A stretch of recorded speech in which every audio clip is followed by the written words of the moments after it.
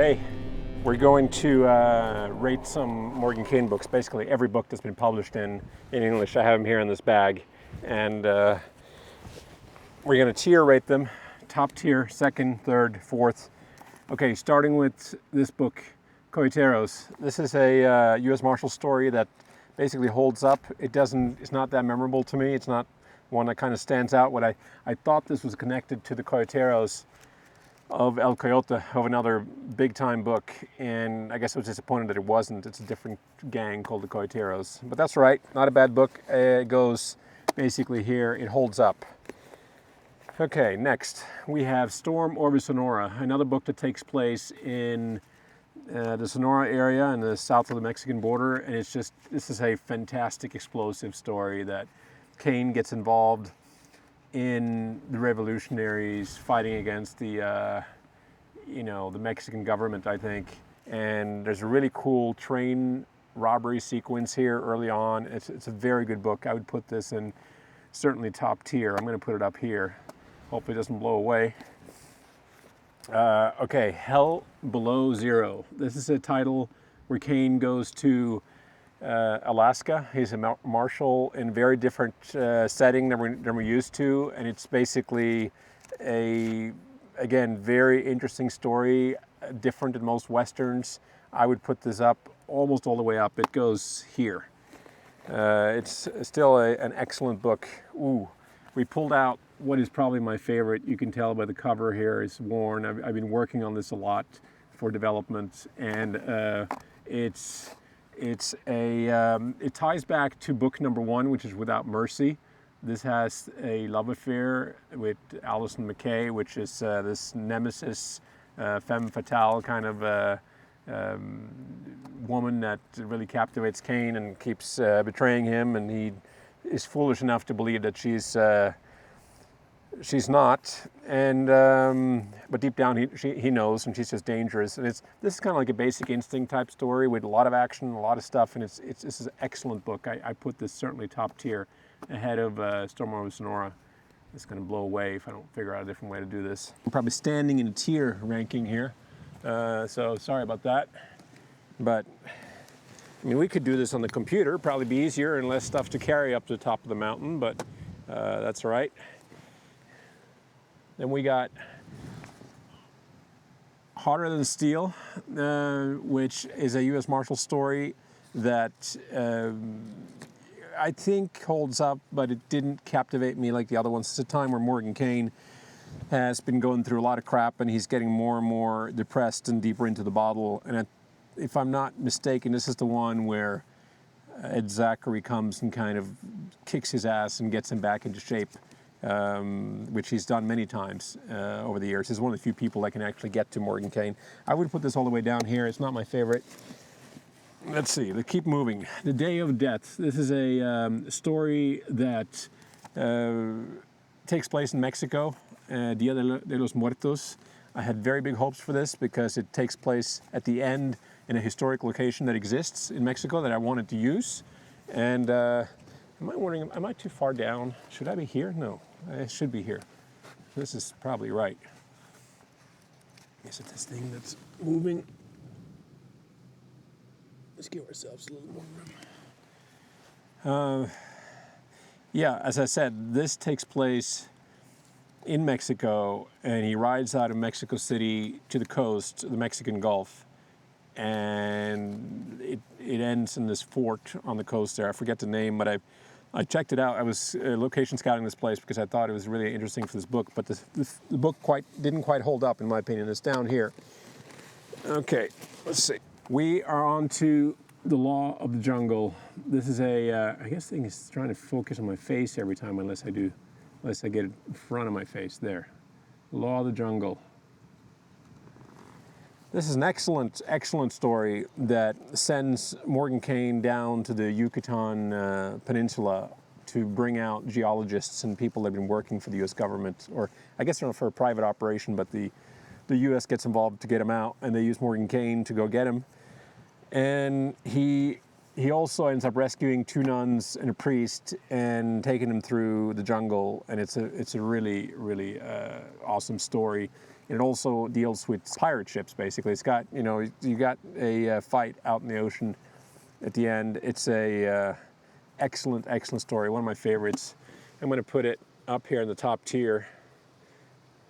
I can probably rate these in a better way with a computer rating. The Butcher from Guerrero. This is a title that caught me by total surprise. It's a U.S. Marshal story that I thought was kind of like the run-of-the-mill of the other ones. But this is excellent. At the beginning, you meet Morgan Cain sitting in a bar, and he is just an anonymous character that's sitting in a corner, and he ends up killing a guy in cold blood, and that's essentially what admits him into this gang that's operating on both sides of the border, and then they're kidnapping the woman of a very prominent Mexican senator or leader or mayor or something like this, and it takes Morgan Cain way up into the mountains where this woman's being held, and because he's infiltrated the gang, and from there on it's a hell of an explosive action sequence that's almost like cliffhanger going down the mountainside. It's a huge drop off, way more than this, and then there's a chase down river. And it's just an excellent, excellent book. It's probably one of my favorite U.S. Marshal stories. It goes all the way up here. We have a book called Duel in Tombstone. This is a title that for many people is a favorite because it deals with Morgan Cain in those years where Wyatt Earp had gone in to clean up Tombstone. Cain came in right after, and deals with a lot of historic figures, a lot of newspaper stories here between the Nugget and whatever the rivaling papers were. And for me, Morgan Cain doesn't need all that historic tie-in. It's cool if you're into history, but it gives a little less freedom to the author to really make it an epic story. So for me, this goes really down here. And I know a lot of people will disagree with that because it's a favorite of theirs.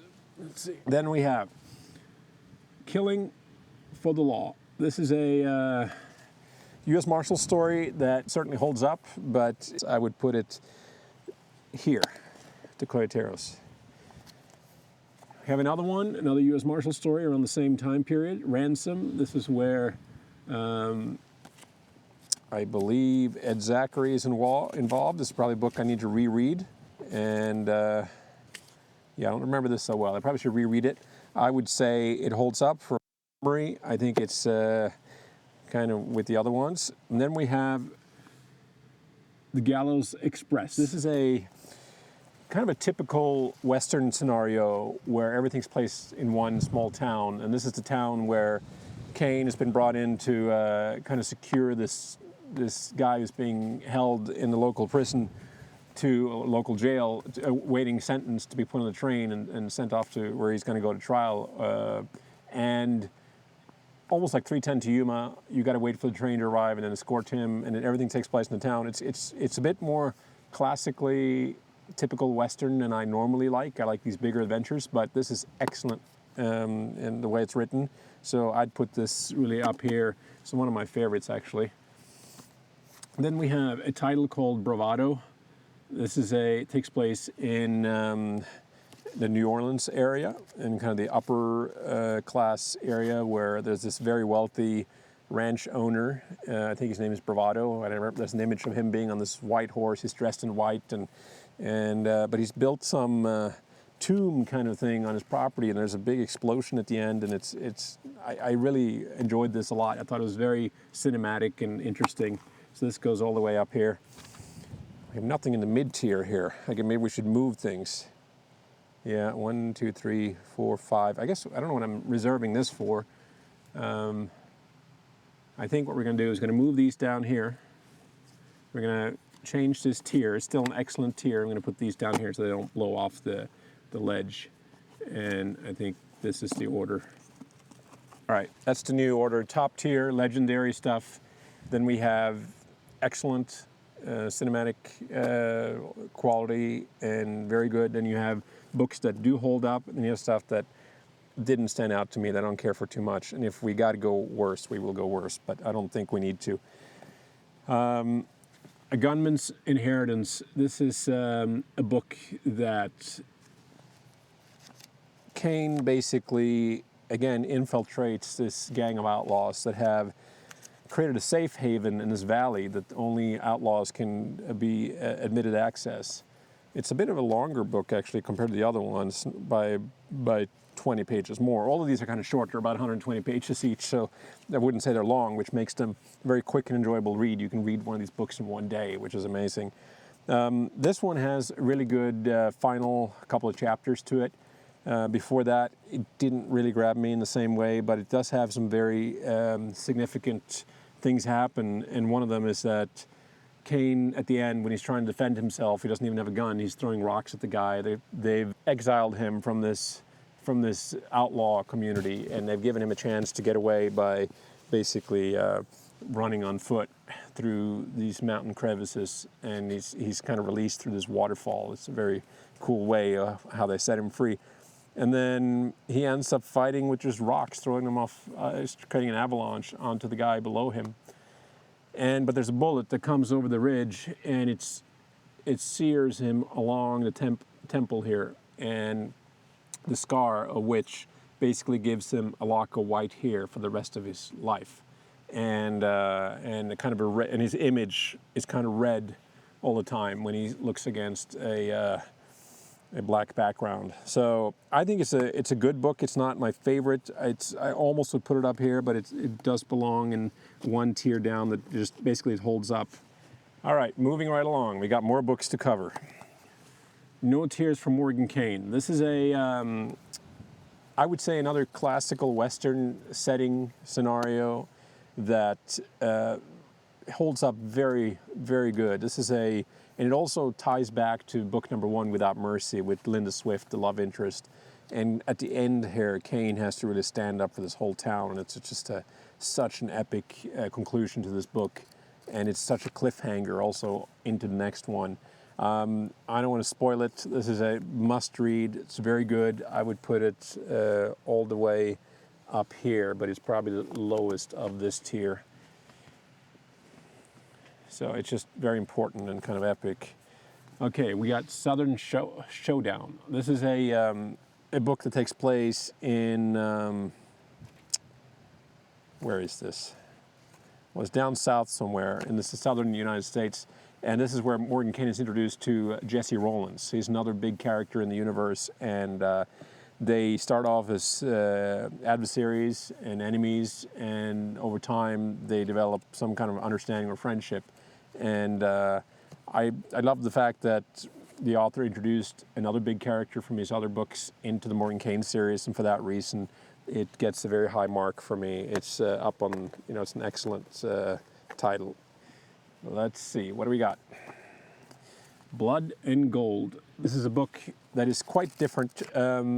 Morgan Cain is off duty. He's basically turned in the star. He doesn't want to do it anymore. And I think he's hunting ducks in the beginning here. No, that's the previous book. That's actually this one, Southern Showdown. I'm mistaken. But Blood and Gold, I think he's still not working. He's basically off the grid, and he's staying in a coastal town near the Keys of Florida, I believe, at least in the bay there somewhere. And he gets wind. There's a very cool fist fight in the street in the middle where Cain just takes out a couple of these guys. And after that, he again creates enemies where he shouldn't. And then he gets involved in what they're after, and they're after some sunken treasure at the bottom of the bay, some ship that went down. Then Cain gets involved in that, and you have him diving for this and searching for this at the end. So it's quite different, but I was disappointed by this. It didn't take me where I wanted to go. So this goes really all the way down here of a book that just didn't stand out. Then you got Bloody Earth. This is about the land rush that took place in the United States around the Oklahoma Territory, where the United States government were giving away land for almost nothing, and as long as you would get there in time. And U.S. Marshal Morgan Cain, along with his friend Ed Zachary, is sent there to kind of control this and safeguard what's going on. And that's about all I remember of this. It's probably an okay book, but I don't know if I remember it so well. It goes down here with this tier. Okay, then we have Killer Cain. This is another title where Jesse Rowland shows up, this character that is Morgan Cain's nemesis or ally at other times. And Jesse is cool, and they're cool together, but this, again, the author is taking him through history with Jesse James gang and these other historic figures at the time, which I don't think is necessary. Look here. Look, something's been eating this book. I don't know if you can see it. You can see it here. So that's kind of cool. It's old. It's got a cool title though, Killer Cain. Because of the title, I'm going to rate it up here with the books that hold up. Okay, let's give ourselves a little more. I'm pulling out books that I shouldn't. I have books dropping. Dead Man's Shadow. This is another book where Morgan Cain has become harder around the edges. He has been drinking a lot here, and I think he's also down with tuberculosis, and he's in a bad state. I think it's an okay book, but it didn't stand out like the other ones, so it goes down at the bottom tier here. I keep pulling a book that I shouldn't pull yet. We're getting rid of all the ones that are not my favorites. New Orleans Gamble. This is a title where the whole story plays out on a Mississippi riverboat, a floating casino basically, which is a cool setting, but it's one that one of the author's other characters, Clay Allison, does much better in my opinion. And it's really the only one I've seen where Morgan Cain is confined in one space throughout most of it. So this book really didn't captivate me, and for that reason, it should go down there. And hopefully all these are not gonna. You have people coming in the middle of tier here. Let's see how that goes. I gotta take a break. ¿Qué tal?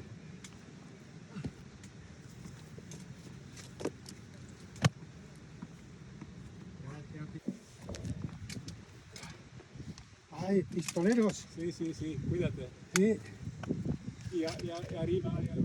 ya veo, sí. Sí, lo siento. Muy bueno. Perfecto, lo siento. No, nada. Cuando vuelves puedo quitar todo. No, nosotros nos vamos por otro sitio, para allá. Vale. We had a little break here because we had other people on this mountainside of El Pasoverse, and that needs to happen. So, okay, Rio Grande. This was actually the very first Morgan Cain book that I ever read, and it's a U.S. Marshal. No, it's not a U.S. Marshal story. He's in between. He's off duty. He actually turned in the star. He doesn't want to do it anymore, and it takes place in the desert, most of it, and it harkens back to another book called Between Life and Death, which has a very cool bad guy called the Hawk. And it's a kidnapping story where Cain is basically hired by this husband and wife, or this couple, to bring back the wife of the man. And it's a good, strong story, but it's not my favorite. I would just say it basically holds up and is down here, but it was more than enough for me to get truly hooked on the Morgan Cain series. So let's give ourselves a little more space here. We're running low on light. We got to get this done. Very little time left. The Vultures of Sierra Madre. This is a book that didn't strike me as particularly interesting. It deals with the Apaches in the area, and I couldn't get a grip on it. So it goes down here. 7 or 8 books left. A Ranger's Honor. This is a book where Cain's friend Charlie Katz is basically killed and accused of murdering and raping someone, and it doesn't make sense to Cain. He goes after to kind of investigate, see what happened. It's a bit of a detective story, plays out in the gold mine area. There's the con artist involved. I think it's an excellent story. It goes all the way up in this territory. I think it's one of the better Texas Ranger books. We're running low on light. The Claw of the Dragon. This is a excellent adventure story where Cain goes to on one of his first couple of missions to Mexico, and there's a very big romantic setting in Mexico City, which is really cool. And There's this horse carriage that goes off the rails down the cliffs, and then the finale is so cool how they're searching for Aztec gold and all that. And also it sets up the bad guy in an excellent way. The first 2 chapters is dedicated basically to the bad guy. This is one of my absolute favorite books. It's not quite as good as Law of the Jungle, but it goes up there. Backed by Law. This is a story where Kane is sent to, it's a Texas Ranger book where he's sent to take down the Ku Klux Klan. And he gets involved with, there's voodoo in this book, there's different settings. He's on the coastline and in blue waters in the lagoon of, Texas Lagoon, I guess that's the Gulf of Mexico again. What is that called? If someone knows what the, that area in kind of the Bay area, the very south of Texas is called, I'd like to know that. I've forgotten. And this is like a James Bond kind of a story. We just lost a light. One of my favorites. I would say it's top level in this tier. Can we do the rest? The Monster from Yuma. Or do we have any light? Okay, we're going to change for the last couple of books. We're going to change and move up a couple of steps, and then we'll do the rest of the tier so you get a better overview. So a little time break here. Not to mess up the tiers.